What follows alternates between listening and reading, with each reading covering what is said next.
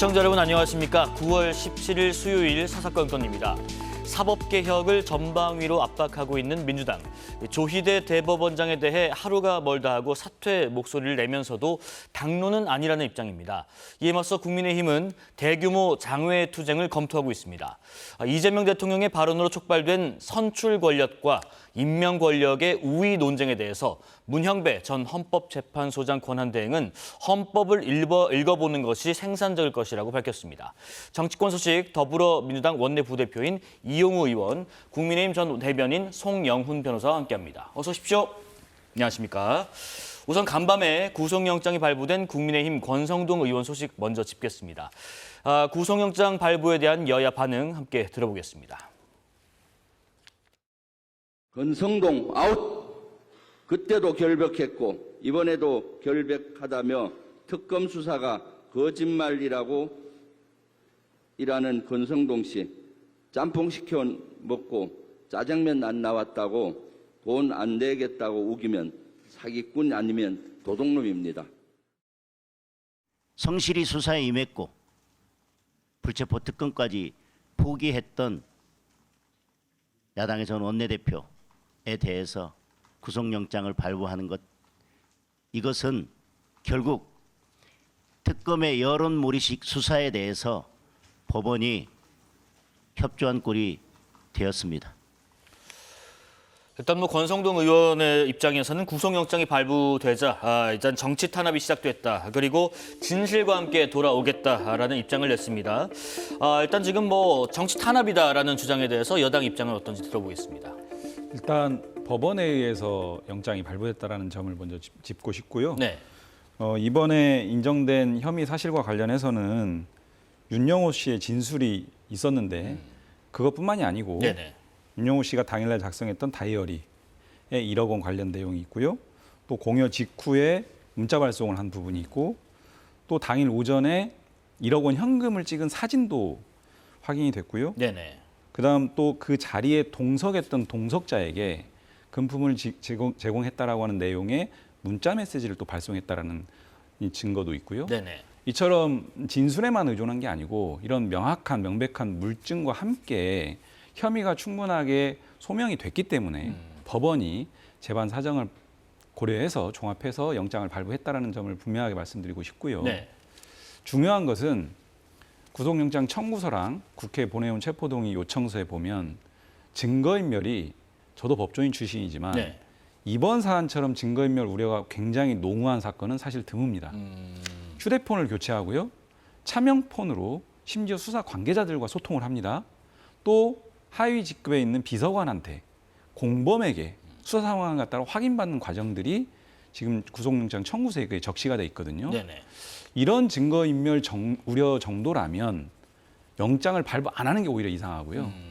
이런 사안들을 가지고 법원의 영장 발부를 정치 탄압이다라고 규정하는 것은 낡은 레파토리에 불과하다, 이렇게 말씀드립니다. 일단 정황 증거도 이렇게 몇 가지 제시된 것들이 명확히 보이는 부분이 있고, 또 하나가 지금 말씀하신 것처럼 증거 인멸에 대한 우려가 있기 때문에 이제 영장 발부가 될 수밖에 없었다라는 입장이지만은 또 권 의원은 그런 얘기를 합니다. 성실하게 수사에 임했고 지금 불체포 특권까지 포기한 상황에서 이 준 사람, 줬다는 사람의 진술만을 가지고 이렇게 할 수 있느냐? 법원이 지금 무리하게 영장 발부를 했다. 여기에 대한 의견 어떠실지요?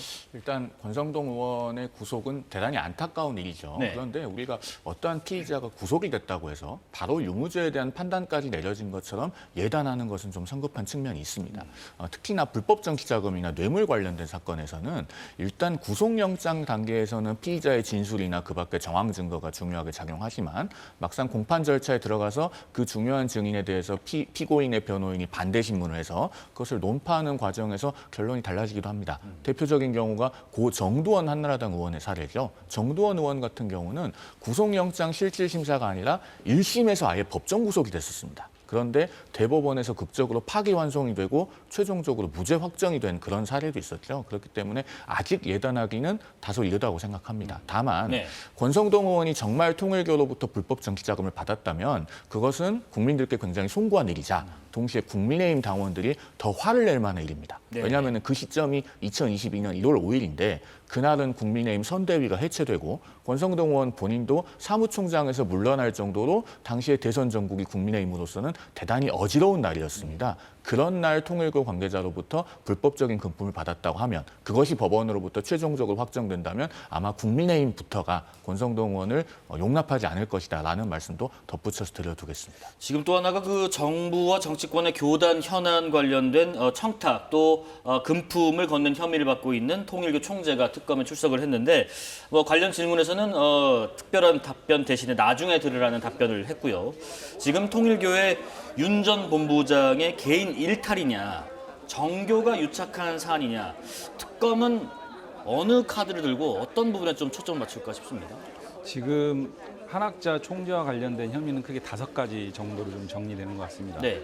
정치자금법 위반 사안이 하나 있는데요. 앞서 말씀드린 공범 권성동 의원에 대한 영장이 발부가 됐기 때문에 상당 부분 수사가 진척이 됐다라고 보여지고요. 예. 권성동 의원과 관련된 한학자 총재와 관련된 사건 또 하나는 그 쇼핑백을 직접 만났을 때 2차례 정도 건넸다라는 의혹이 지금 수사 대상이 되고 있고요. 예. 또 하나는 정치자금법 위반 또 하나의 사안은 그 국민의힘의 광역 시도당에 총 금액 2억 1천만 원 정도의 금액이 전달이 됐다라고 하는 것인데 이것도 통일교의 민원 청탁성 대가로서 지급된 거 아니냐라는 그런 수사 대상이 또 있고요. 예. 두 번째가 정당법 위반입니다. 아시는 것처럼 국민의힘의 당대표 선거를 앞두고 집단 가입을 해서 권성동 의원에 대해서 좀 지지를 해달라 뭐 이런 취지의 어떤 집단 당원 가입 사건이 정당법 위반으로 지금 수사 대상이 있고요. 네네. 일련의 그 김건희 씨에게 또 목걸이와 그 명품 백이 전달이 되면서 또 이것 또한 청탁금지법 위반으로 지금 수사 대상이 되고 있습니다. 예. 이런 일련의 금품들이 통일교 자금으로 지원이 됐을 거기 때문에 업무상 횡령을 지금 혐의로 이제 수사를 하고 있고요. 마지막으로는 증거인멸 교사인데 소위 원정 도박 의혹과 관련해서 한학자 총재와 관련된 수사 상황을 권성동 의원이 어느 루트로 받아서 전달을 했고 그걸 인지한 상태에서 압수수색에 대비하자라는 차원에서 증거 인멸을 하는 부분들이 이제 수사 대상으로 잡혔고 네. 그 부분들을 한학자 총재가 지시한 거 아니냐라는 증거 인멸 교사 혐의를 받고 있습니다. 네네. 제가 지금 말씀드린 5가지 혐의들은요 매우 중대할 뿐만이 아니고 일련의 상황들 즉 자금 흐름을 추적한다든지 또 국민의힘의 어떤 불법적인 저항으로 무산이 되긴 했지만 국민의힘의 당원 명부와의 비교라든지 이런 부분들을 통해서 쉽게 확인되는 부분이고요. 진술은 다르게 할 겁니다. 특히 자기는 관여하지 않았다라는 꼬리 자르기식 태도를 변론의 어떤 그 중심 기조로 잡고 갈 텐데요. 이런 물증이 쉽게 확인될 뿐만이 아니고 이 과정에서 관련자들, 관계자들이 동석한 경우들이 꽤 있습니다. 그렇다라고 하면 대질 조사 등을 통해서 진술들도 확보할 수도 있고요. 이런 물증과 진술 증거들이 충분히 확보될 수 있기 때문에 이 부분들 혐의들을 수사 과정에서 충분하게 확인할 수 있을 것 같다라는 생각입니다. 지금 또 권성동 의원에 이어서 김건희 여사에게 그림을 사주고 또 인사청탁을 한 혐의를 받고 있는 김상민 전 부장검사에 대한 구속영장 심사도 지금 진행이 되고 있습니다. 김 전 검사는 지금 심사에 앞서서 공직사로서 부적절한 처신에 대해서 사죄해드린다면서 영장 내용은 사실과 다르다라고 밝혔습니다. 이 부분은 어떻게 앞으로 정리될 것으로 보시는지요? 김상민 전 검사의 주장 중에 믿기 어려운 부분이 저는 좀 있다고 생각합니다. 네. 일단은 김건희 씨의 오빠 김진우 씨로부터 그림을 대리구매해달라는 요청을 받았다라고 주장을 하고 있는데 설령 대리구매의 필요성이 있다고 우리가 가정해 보더라도 즉 김건희 씨나 김건희 씨 가족이 그림을 살 때 그 가격이 급등할 수 있으니 대리인을 내세운다는 것이죠. 그것을 가정하여 보더라도 굳이 현직 검사에게 그런 부탁을 해야 될 이유가 있을까? 오히려 현직 검사가 미술에 대해서 전문성이 부족하기 때문에 가품을 속아서 산다든가 그런 일들이 있지 않겠습니까? 또 김건희 씨 측에서 대리인으로 내세울 만한 사람이 김상민 전 검사밖에 없었겠습니까? 그런 점에서 믿기가 어렵고 또 그다음에 자금 흐름이 그런 것을 실제로 뒷받침하는지 그리고 총선 공천에서 낙천한 이후에 국정원 법률특보로 보임되는 것은 어떻게 설명해야 되는지 이런 부분에서 많은 의문이 있습니다. 네. 다만 오늘 구속 구속영장이 발부될지는 조금 의문은 있습니다. 왜냐하면 적용된 혐의가 청탁금지법인데 청탁금지법은 법정형이 3년 이하의 징역 또는 3천만 원 이하의 벌금입니다. 상대적으로 가벼운 편이기 때문에 법원이 여기에 대해서 구속의 필요성을 쉽게 인정할지는 단정하기 어렵습니다. 그렇다면 김상민 전 검사가 출석해서 법관 앞에서 정직하게 답을 하느냐 아니면은 그렇지 않다고 보여지느냐가 상당히 관건일 것으로 보이고요. 그리고 이 지점에서 하나 더 음미해 볼 것은 어쨌든 김상민 전 검사는 2024년 총선 과정에서 당시에 명절에 현직 검사 신분으로 지역 국민들에게 문자를 돌리는 부정행위가 있지 않습니까? 그것 때문에 국민의힘에서 당시 한동훈 비대위 체제가 단호하게 컷오프시킨 인물입니다. 공천에서 배제되었기 때문에 사실은 이런 공천 청탁이나 이런 부분들이 단호하게 물리쳐질 수 있었다는 점 한번 음미하고 갈 필요가 있다고 생각을 합니다. 지금 내란 특검 관련해서도 이 얘기 잠깐 해보겠습니다. 한동훈 전 대표가 갑자기 주목을 받고 있는데 지금 특검 입장에서는 그렇습니다. 국회의 어떤 표결 방해 의혹을 규명할 수 있는 핵심 인사가 한 전 대표다. 지금 이렇게 보고 있는 건가요? 지금 추경호 원내대표와 관련해서 계엄 해제 의결 방해 의혹을 가지고 수사를 진행하고 있지 않습니까? 예. 그 부분과 관련해서 당시 당대표가 바로 한동훈 씨입니다. 그렇습니다. 그 한동훈 씨가 뭐 책에 다 써놨으니까 그거 보면 된다라고 하는 것은 과연 법률가 출신이 그런 얘기를 상식적으로 할 수 있는지 의문이고 스스로가 했던 얘기가 법 앞에 외에는 없습니다. 참고인이기 때문에 강제할 수 없다라는 그런 것들을 알고 오히려 출석을 거부하는 것인지 그런 생각이 들 정도고요. 네. 그래서 결국은 특검이 진술이 반드시 필요하기 때문에 형사소송법에 규정된 방식대로 법원에다가 증인신문이라고 하는 것을 사전에 청구를 한 겁니다. 그래서 법원이 필요하다라고 판단을 했기 때문에 인용을 하고 실제 증인신문 절차가 다음 주에 예정이 돼 있거든요. 네. 더 이상 만약에 증인신문에 또 출석을 하지 않으면 형소법에 따라서 과태료 부과도 할 수 있고 구인장 발부해서 강제 구인도 할 수 있는데 이렇게까지 가는 것이 과연 검사 출신 그 전 대표로서 적절한 태도인지 또 더 중요한 것은 이 계엄과 내란 과정에서 계엄 해제를 해야 되는데 그 해제 의결을 방해한 의혹이라고 하는 굉장히 중대한 사안인데 그 부분과 관련돼서 당대표로서 저간의 사정들을 충분히 알 수 있거든요. 과연 추경호 당시 원내대표가 이 부분들을 의도적으로 그렇게 뭐 의총 장소의 변경이라든지 이런 것들을 꾀했는지 충분히 알 수 있는 위치에 있었기 때문에 당연히 저는 한동훈 그 전 대표가 만약에 특검이었다면 당연히 불러서 진술을 받았을 겁니다. 네네. 그러면 진술이 없이 책만 가지고 증거의 신빙성이나 여러 가지 증거 능력 뭐 여러 가지 문제가 있을 수 있습니다. 그렇기 때문에 진술은 반드시 필요하고 필요한 사람의 진술을 받는 당연한 절차이기 때문에 절차에 좀 응했으면 좋겠습니다. 뭐 책에 있는 것을 갖다 쓰는 것과 직접 진술하는 것은 큰 차이가 있어 보이는데 한 전 대표는 또 그런 얘기 하더라고요. 아니 그날 행동이 전 국민이 다 알지 않느냐. 내가 뭘 했는지 SNS를 통해서 했고 1분 1초가 다 생중계됐는데 감추는 건 지금 오히려 민주당이다. 민주당은 왜 계엄을 확신했는데 그 근거를 공개하지 않고 또 예방도 하지 않았냐. 이런 반문을 하네요. 말씀하신 것처럼 지금 이석연 국민통합위원장 네. 전 법제처장이죠. 작년 12월 14일에 윤석열 전 대통령에 대한 국회 탄핵소추안이 가결된 뒤에 네. 그 다음 날 MBN 시사 스페셜이라는 프로에 출연을 합니다. 거기서 계엄 5일 전에 이재명 당시 민주당 대표를 만났던 이야기를 해요. 만났다는 사실 자체는 작년 11월 28일 당시에 널리 보도가 됐습니다. 그런데 그 자리에서 이재명 당시 민주당 대표가 경비계엄 정도는 할 것 같다. 징후가 심상치 않다라고 이야기를 했다는 거예요. 그래서 이석연 전 법제처장이 아니 계엄이 무슨 말이냐. 그런 거 말도 안 된다라고 했더니 이재명 당시 민주당 대표가 뜻을 굽히지 않았다는 취지로 이야기를 합니다.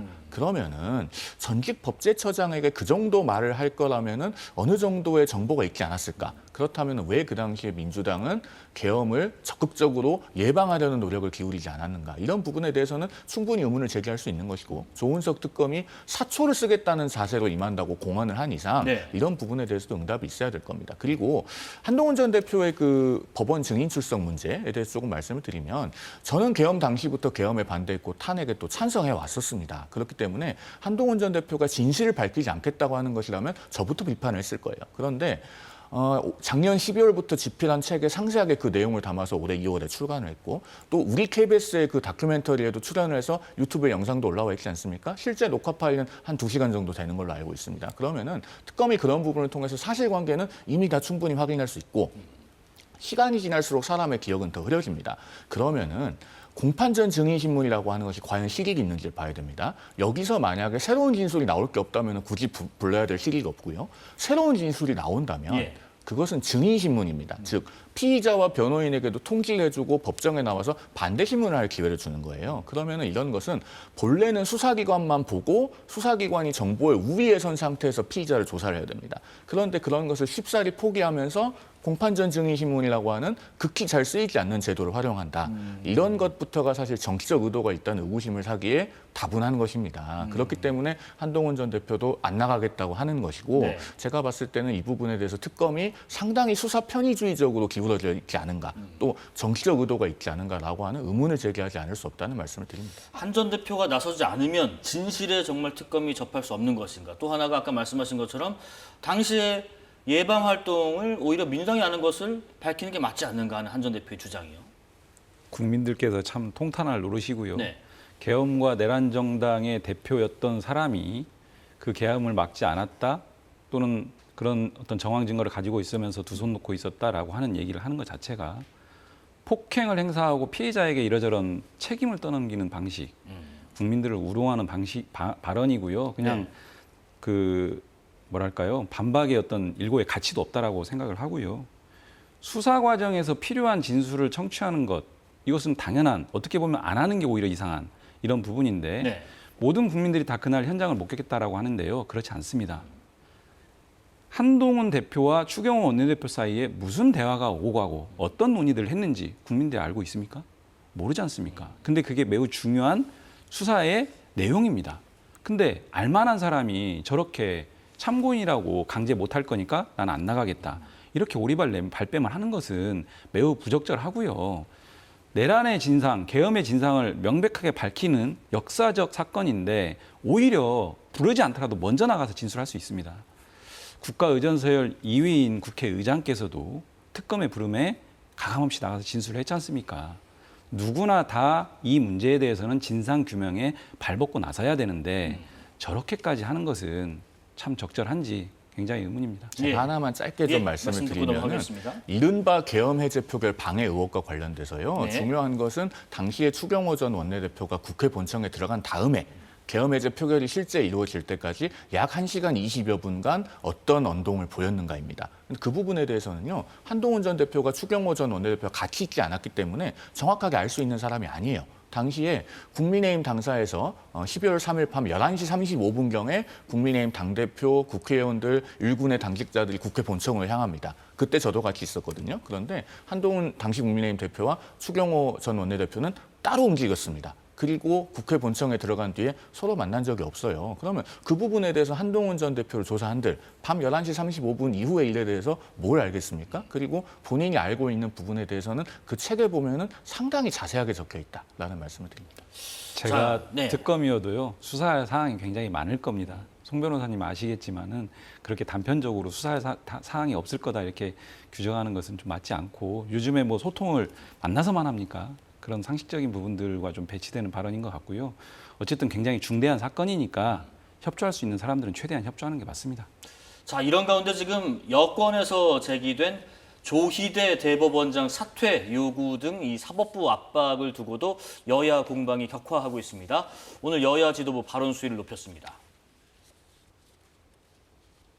조희대 대법원장이 윤석열의 파면 직후에 부적절한 오참 모임을 가졌다라는 의혹이 제기가 되었습니다. 그 자리에서 이재명 전 대표가 대법원에 그 사건이 올라오면 대법원에서 알아서 처리하겠다라는 믿지 못할 발언을 했다 합니다. 사법부의 국정농단이자 사법부 쿠데타를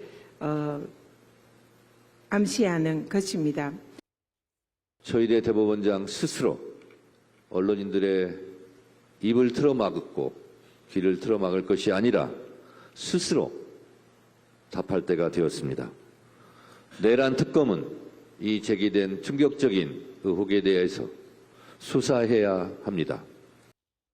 무슨 만남이 있었다, 식사가 있었다, 근거 없는 그런 내용 하나를 가지고 결국 비틀어서 대법원장의 사퇴까지 몰고 가는 이런 저열한 방식이 늘 민주당이 쓰는 방식입니다.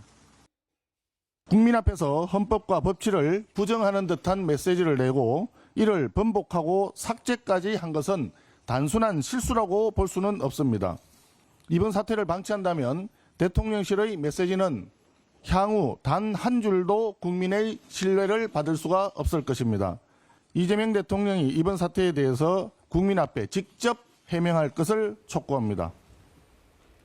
일단 지금 사법개혁 관련한 이야기 전에 조금 전에 전현희 최고위원 등이 얘기한 부분 관련해서 잠깐 말씀드리면 어제 대정부 질문에서 부승찬 의원이 그런 얘기를 했죠.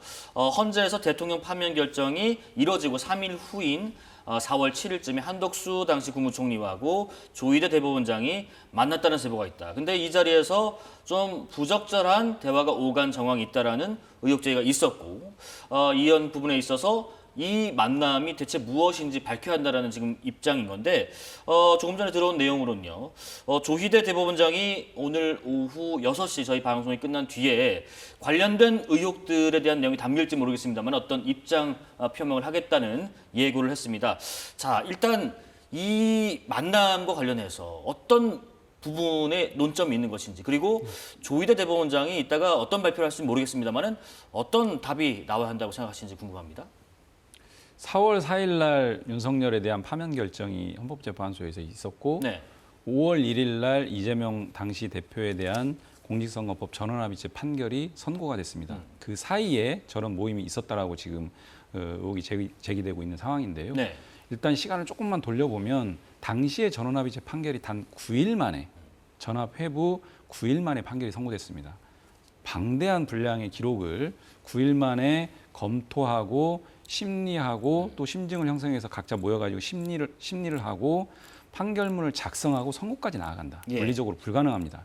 저는 이 지점에서 분명하게 확인돼야 될 대목은 심판권이 없는 대법관들에 의한 그 판결이다. 판결 자체가 무효다. 저는 그런 합리적인 강한 의혹을 가지고 있는데요. 네. 그때 당시 아마 이런 얘기들도 돌았을 겁니다. 1분의 몇 페이지의 기록을 봐야 된다. 또 1초의 몇 페이지의 기록을 봐야 된다. 이 기계가 아니고서는 불가능하다. 뭐 이런 얘기도 돌았습니다.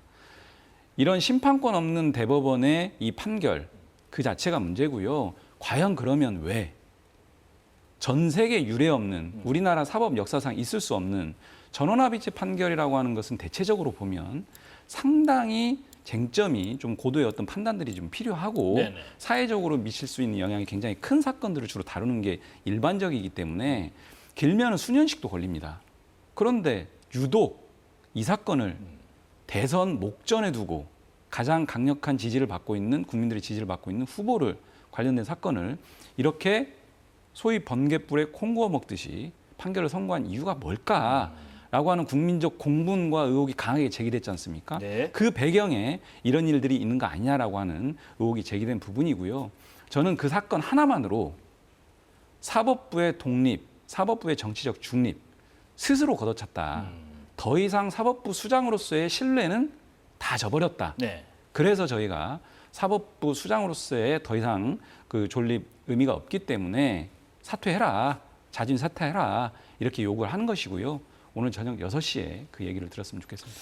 지금 당시 그랬죠. 공직선거법 위반 관련돼서 이제 올라온 것을 두고 뭐 여러 가지 해석이 나왔었는데 파기환송이었고 그 과정에서 방금 말씀하신 것처럼 이건 물리적으로도 말이 안 되는 일이다라는 주장도 있었는데 그 과정에서 있었던 이런 한덕수 전 총리와의 만남들에 대한 의혹 제기 여기에 있어서 정치권의 어떤 공세 그리고 이따 조희대 대법원장의 어떤 입장 발표 어떻게 예상하시는지 궁금해요. 일단 그 부분에 대한 답을 드리기 네. 앞서서요. 이 의원님께서 대법원 전원합의체의 이재명 대통령에 대한 선거법 위반 파기환송 판결 그 판결에 대해서 길게 말씀하시면서 조희대 대법원장이 사퇴해야 된다. 라고 말씀하시는 것 자체가 네. 지금 조희대 대법원장에 대한 민주당과 정권의 압박이 정치 보복이라는 것을 여실히 보여주는 겁니다. 그 판결에 대해서 불만이 있기 때문에 결국 대법원장 나가라 아닙니까? 실제로 올해 5월 1일에 그 판결이 있고 나서 민주당은 헌정사상 유례가 없는 대법원장 불러서 청문회 하겠다고 하고 22대 국회에서 한 번도 발의된 적이 없었던 대법관 우겨넣기법들을 줄줄이 발의를 합니다. 그런 것들이 모두 다 판결에 대한 보복이라고 그 당시에 많은 비판을 받았었죠. 집권한 직후에 잠시 숨고르기를 하다가 이제 본격적으로 결행을 하고 있는 것입니다. 그리고 그 판결에 대해서 자꾸 왜곡해서 말씀을 하시는데 집권 여당의 현직 국회의원이자 변호사이신 분께서 그렇게 왜곡해서 말씀하시는 거에 대해서 참 유감스럽게 생각합니다. 왜냐하면은 당시의 사건은 대법원에 올라간 지 35일 정도가 있었고요. 그리고 대법관들이 사건을 검토할 때는 모든 기록을 한자 한자 다 봐야 되는 게 아닙니다. 왜냐하면 상고심은 법률심이고 사후심이기 때문이죠. 2심에 대한 상고 이유에 대해서 쟁점이 되는 부분 위주로 보면 되는 것이고 그 사건은 1심과 2심의 판결이 명확하게 대비되기 때문에 두 판결문을 놓고 어느 쪽이 옳은지를 대법관들이 판단하면 되는 문제였습니다. 그래서 충실하게 심리를 했다는 것은 당시에 5명의 대법관들의 보충 의견에도 자세히 나와 있는 부분입니다. 네. 그리고 말씀하신 그 한덕수 총리와의 회동설에 대해서 말씀을 드리면 그 부분에 대해서는 아직까지 루머에 불과하지 않습니까? 구체적인 어떤 팩트가 뒷받침되고 있는 것이 아니기 때문에 이런 루머를 동원해 가면서까지 헌법과 법률이 임기를 보장하고 있는 대법원장에 대해서 사퇴 압박을 하는 것은 사법부의 독립의 근간을 뒤흔드는 매우 잘못된 일이다라는 말씀을 드립니다. 일단 뭐 한 전 총리 측에서는 KBS에 그런 입장을 밝혔습니다. 헌재의 윤석열 전 대통령 탄핵 결정 이전과 이후를 막론하고 어떤 조희대 대법원장과 만나거나 뭐 회의를 하거나 사적인 식사를 하거나 한 적이 없다라고 밝혔는데 조희대 대법원장도 관련 입장과 궤를 같이 할지 이따가 한번 지켜보고요. 조금 전 말씀하신 연장선에서 한번 여쭤볼게요. 지금 민주당에서는 이렇게 정청래 대표도 그렇고 여러 최고위원들도 그렇고 민주당의 지도부와 많은 의원분들이 조희대 대법원장에 대한 사퇴, 거취 문제 그리고 일부 탄핵을 언급하는 분들도 계신데 하지만 당론은 아닌 입장. 이거는 어떻게 이해해야 될까요? 글쎄요. 지금 당대표를 포함해서 최고위원들 그리고 여러 의원들께서 저도 마찬가지고 네. 사퇴를 요구하는 것은요. 아까 말씀드린 것처럼 사법부의 정치적 중립이나 독립을 스스로 걷어찬 부분이 있고요. 계엄과 내란에서 이런 방법 없었습니다. 그러면서 이제 와서 사법부의 독립을 주장을 하고 있어요. 네. 어폐가 있고요. 계엄 내란 재판에 대한 사법부의 지금 태도를 보시면은 지기현 부장판사가 계속 이해할 수 없는 재판들을 진행을 하고 있습니다. 이 부분에 대해서 사법부가 자체적으로 어떠한 조치도 취하지 않고 있고 룸살롱 의혹에 대해서 윤리감사관실을 통해서 이 부분들에 대해서 진상을 조사하고 필요한 조치를 하겠다라고 했는데 고구마가 됐습니다. 제가 만약에 윤리감사관이면 이 사건 복잡하지도 않아요. 일주일이면 다 결론 내고 발표했을 겁니다. 무슨 이유인지 모르게 스스로 계속 끌어안고 가고 있어요. 왜 이렇게 엉뚱한 방향으로 계속 흘러가는지 이해할 수 없고요. 이런 일련의 어떤 그 상황들을 종합해보면 더 이상 조희대 대법원장은 사법부 수장으로서의 어떤 역할을 하기가 불가능한 상황이다. 내란 재판 판결 결과가 나오면 그 재판 결과에 대해서 국민들이 제대로 수긍할 수 있겠습니까? 이런 방식의 재판 진행과 도덕성에 대한 강한 의혹이 제기되고 있는 이 부장판사가 진행하는 재판에 대해서 이런 사법부에 대해서는 조희대 대법원장 스스로가 자신의 어떤 처지를 빠르게 결단하는 것이 오히려 사법부에 도움이 된다는 말씀을 드리고요. 네. 대법원 전원합의체 사건을 판단함에 있어서 1, 2심 판결만을 비교해서 판단할 수 있는 사건이다. 국민들께서 자신의 명운을 걸고 대법원까지 가서 사건을 판단을 해달라고 이제 요청하는 마당이고 그런 사건에 대해서 기록을 하나하나 잘 보겠지. 그리고 서면도 하나하나 한 글자 글자 꼼꼼히 박아서 제출합니다. 이런 것들을 제대로 안 보고 할 수 있는 사건이다. 이렇게 얘기하면서 대법원이 이런 부분들에 대해서 면피를 하고자 한다라고 하면은 그런 대법원이 그런 대법관 구성이 과연 올바른 것인가? 저는 의문을 제기하지 않을 수 없고요. 네. 이런 상황들을 종합해서 저희가 조희대 대법원장의 사퇴를 강력하게 요구하는 것이고 특검 수사도 요구하고 있지 않습니까? 진상규명도 해야 되는 부분이 있고요. 두 번 다시 이런 일들이 재발하면 안 됩니다. 저는 거꾸로 묻고 싶은 게 과연 어떤 중대 사건에 대해서 전원합의체 판결에 붙여졌을 때 국민의 생명과 안전과 관련된 중대 사건을 9일 만에 전원합의체 판결로 선고를 한다. 국민들이 그 결과를 수용할 수 있을까요? 그런 부분들을 종합적으로 봐야 됩니다. 네. 아실 만한 분께서 이렇게 말씀하시니까 굉장히 유감입니다. 대법원 전원합의체가 12명의 대법관이 재판을 합니다만 그 12명만 재판을 하지 않죠. 대법원의 재판연구관이 140명입니다. 그 재판연구관은 우리가 이름을 재판연구관이라고 부릅니다만 대부분 부장판사급의 판사들입니다. 그 사법자원을 총동원해서 당시에는 국가적으로 우선순위가 있었던 사건을 가장 먼저 해결한 겁니다. 왜? 그 전 대선에서 허위사실 공표를 한 혐의에 대해서 다음 대선이 임박해 있는데도 피선거권 여부가 결론이 안 나 있어요. 그럼 거기에 대해서 대법원이 1차적으로 우선적인 해결을 해줘야죠. 당시 가장 국가적으로 첨예한 사안이었다는 점 다시 한번 상기시켜 드립니다. 예. 그리고 민주당은 2018년에 본인들이 어떤 말씀을 하셨는지 좀 돌아보셨으면 해요. 수석 부장판사가 일선 재판에 대해서 판결문을 미리 받아보는 것도 사법농단이라고 하지 않았습니까? 지금 현재 정치 권력이 보기에 어떤 사건의 재판 진행이 조금 못 믿었거나 불만스럽다고 하더라도 그것을 대법원장이 개입하면 그게 사법농단인 거예요. 대법원장이 개별 사건에 대해서 이래라 저래라 할 수가 없는 겁니다. 법률가로서 너무나 이런 부분에 대해서 잘 알고 계실 텐데 계속 대법원장 물러나라라고 하시면서 그 핑계로 현재 비상계엄에 관한 재판 진행을 문제 삼는 것, 사실은 대법원 전원합의체 판결에 대한 보복이라는 의도를 가리려는 것에 다름 아니다라는 말씀드립니다. 이분의 의견을 좀 들어보고 또 두 분 의견 좀 한번 여쭤볼게요. 일단 대법원장 지금 사퇴 요구가 이렇게 나오는 상황에서 입법부가 주도하는 사법개혁에 대해서 대법원은 사법권 침해라고 맞서고 있는 상황입니다. 앞서서 근데 이재명 대통령의 취임 100일 기자회견에서 이 대통령이 대한민국 권력 서열을 언급하면서 사법부는 입법부가 설정한 구조 속에서 판단하는 거다. 이 선출 권력이 우위라는 취지로 말했었는데 이와 관련해서 오늘 문형배 전 헌법재판소장 권한대행이 본인의 입장을 말했습니다. 잠깐 들어보겠습니다. 사법부는 행정부와 입법부를 견제하기 위해서 헌법에 따라 만든 기관입니다.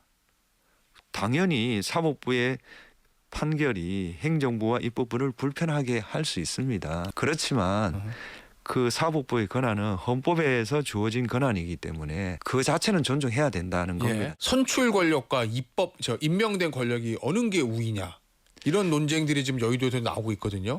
대한민국 헌법을 한번 읽어보시라. 이게 제 대답입니다. 우리의 논의의 출발점은 헌법이어야 됩니다. 헌법 몇 조에 근거해서 주장을 펼치시면 논의가 훨씬 더 생산적일 것이다. 저는 그렇게 생각합니다. 헌법을 좀 읽어보시라. 견제하기 위해서 만든 기관이 사법부다. 문 전 권한대행의 발언인데 두 분 해석 들어보겠습니다. 먼저 이용우 의원님. 예, 그 상권 분립이라고 하는 것 그리고 사법부의 독립이라고 하는 것은 무풍지대에서 서로가 각자 그냥 역할만 하면 되는 게 전혀 아니고요.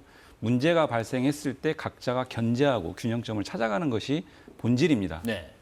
저희가 사법부를 통해서 여러 가지 자정작용을 기대를 했습니다. 근데 바뀌지 않고 있지 않습니까? 아무것도 해결되는 거 없고요. 이런 부분들에 대해서 입법부가 입법부 본연의 입법 기능을 통해서 이런 부분들을 좀 풀어가 보겠다라고 하는 것에 대해서 무조건 그런 건 안 된다라고 얘기하는 것은 어디에 근거하고 있는 상권분립 원칙인지 이해할 수 없고요. 네.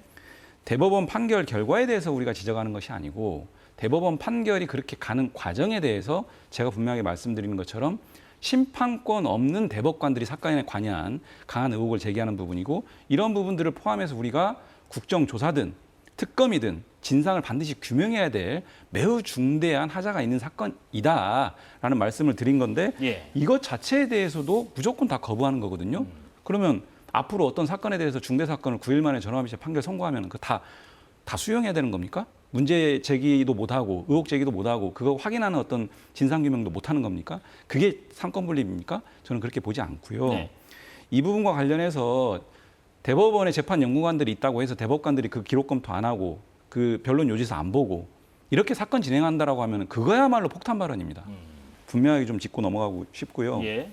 국민의힘이 돌이켜 보시면 그 김명수 전 대법원장을 상대로 대법원 앞에 가서 현수막 들고 기자회견하면서 사퇴하라, 비리백서 발간하고 이랬던 국민의힘입니다. 이랬던 국민의힘이 과연 사법부에 대해서 비판적으로 문제 제기하고 또 그거에 대한 대안을 마련하는 입법부의 기능에 대해서 말도 안 된다. 사법부를 어떻게 하겠다라고 하는 무슨 독재다. 네. 이렇게 얘기할 과연 그런 자격이 있는지 좀 묻고 싶습니다. 문 전 대행의 발언에 대한 해석도 평가 들어보겠습니다. 일단 우리 헌법은요. 입법권, 행정권, 사법권에 대해서 어떠한 서열도 정하고 있지 않습니다. 그 점을 문형배 전 헌법재판소장 권한대행이 헌법을 읽어보라라는 말로 상기시킨 겁니다. 예. 실제로 헌법은 매우 건조하게 헌법 40조에서 입법권은 국회에 속한다. 66조 사항에서 행정권은 대통령을 수반으로 하는 정부에 속한다. 그리고 101조 1항에서 사법권은 법관으로 구성된 법원에 속한다. 이렇게 정하고 있을 뿐입니다.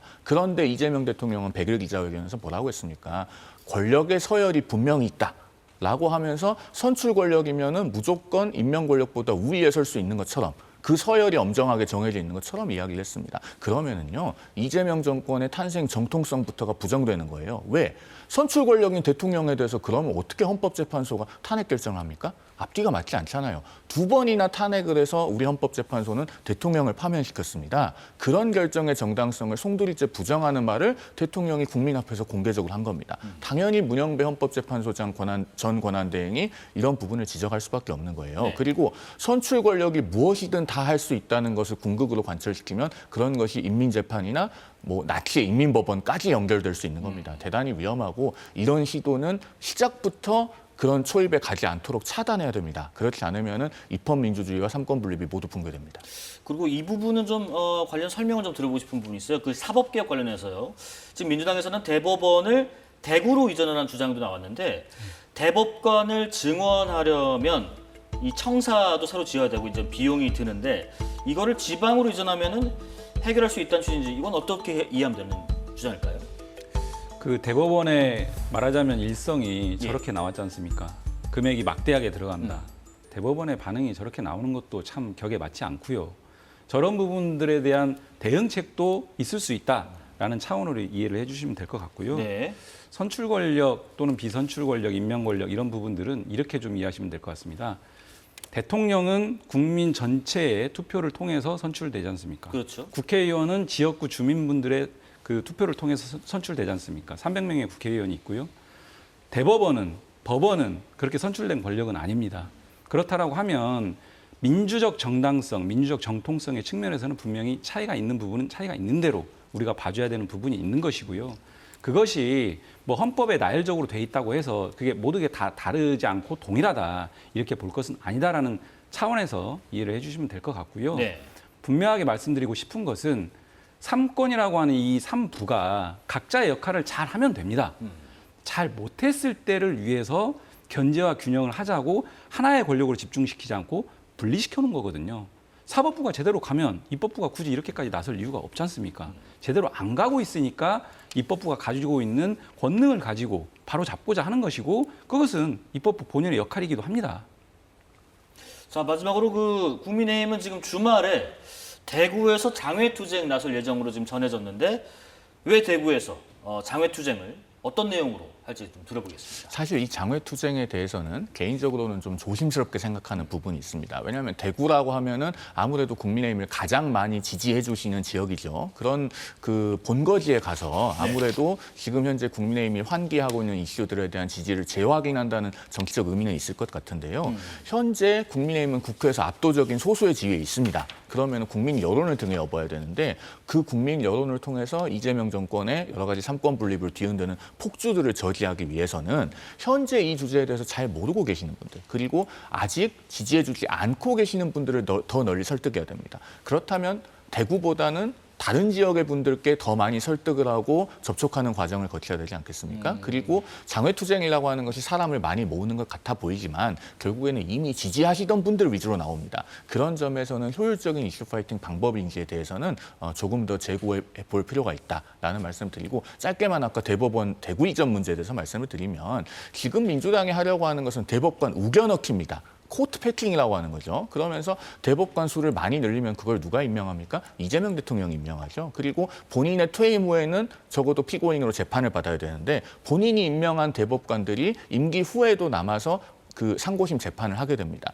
그런 부분에 대해서 대법관들은 직접 그러한 의도가 있다라고 반박을 하기가 어렵습니다. 왜? 정치적 중립 의무가 있기 때문이죠. 그래서 다른 여러 가지 실무적인 이유를 들어서 반대를 하니까 그것을 또 핑계 삼아서 그러면 대법원을 대구로 보내면 되지 않느냐라고 하고 있는 것인데 이런 것은 결국에는 최고법원으로서의 위상을 격화시키고 대법원의 보복을 하는 연장선상에 있는 것이다라는 점을 지적하지 않을 수가 없습니다. 좀 과한 주장인 것 같고요. 임명 주체가 만약에 문제라면은 한번 묻고 싶은데 대법관 증언은 필요합니다. 오래된 수건 과제예요, 사실은. 사건이 굉장히 많이 적체돼 있고 국민들이 그 결과를 기다리는데 너무 많은 시간들을 허비하게 됩니다. 그래서 대법관 증언을 통해서 이 사건 처리 속도라든지 질을 높이자라는 취지에서 사법개혁 의제로 한 20여 년 동안 계속 제기됐던 의제인데요. 이재명 정부가 처음으로 제기하는 문제도 아니고요. 만약에 임명 주체가 문제여서 그런 논란이 있다라고 하면은 열어놓고 시간을 좀 이렇게 충분하게 갖고 뭐 단계적으로 임명하는 방안도 있을 수 있지 않습니까? 그런 거는 또 인정하는 것인지 국민의힘이 과연 어떤 입장인지 좀 궁금하긴 합니다. 그런 수건 과제면은 22대 국회가 시작한 이래로 대법원 전원합의체 판결 나올 때까지 왜 민주당 국회의원들은 단 한 명도 그런 법안을 발의한 적이 없는가, 이 점을 마지막으로 말씀드립니다. 예, 정치권 소식 들어봤습니다. 더불어민주당 원내 부대표인 이용우 의원, 국민의힘 전 대변인 송영훈 변호사와 함께했습니다. 고맙습니다.